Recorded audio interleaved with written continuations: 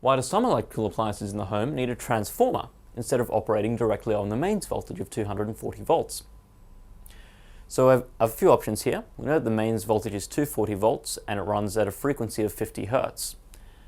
So what the question is asking is, what does a transformer do? So we have a few options. It'll change the voltage to something lower than the mains voltage. It'll create a DC energy source instead of an AC energy source.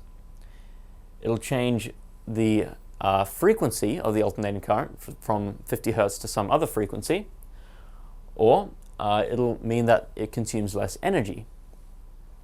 So if we think about going from bottom to top, the energy produced by a transformer will be the same as the energy in the primary wire. Energy is a measure of power over time, and if we remember our equation for power, P equals IV, we can see that the power won't change after a voltage has been transformed, because for every increase in voltage there'll be a decrease in current and vice versa. So it's not D. The frequency of the current will stay at 50 Hertz after it's transformed, so it's not C.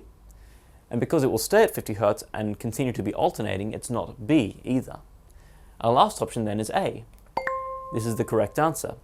The point of transformers is to change something from a low voltage to a high voltage, or from a high voltage to a low voltage. A lot of household appliances require voltages that are less than 240 volts, so they use a transformer to step down the voltage. Question 5. A transformer which has 60 turns in the primary coil is used to convert an input of 3 volts to an output of 12 volts. Which description best fits the transformer? So we have an option between step up and step down, and a number of turns between 15 and 240. So in this case, we're changing 3 volts into 12 volts, so we're stepping up the voltage. Our options then are A and C. Now the voltage of the secondary coil in a transformer is proportional to the number of turns in that coil. So that means that if we're turning a low voltage into a high voltage, we need to have a greater number of turns in the secondary coil. So our correct answer is C. It's a step-up transformer with 240 turns in the secondary coil, which is 4 times as much as in the primary coil. Question 6. Coil A of 20 turns and coil B of 100 turns are both moved in a uniform magnetic field.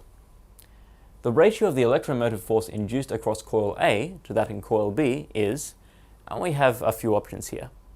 So in this case, the force will be proportional to the number of turns in the coils. So the number of turns in coil A is 20 and in coil B is 100.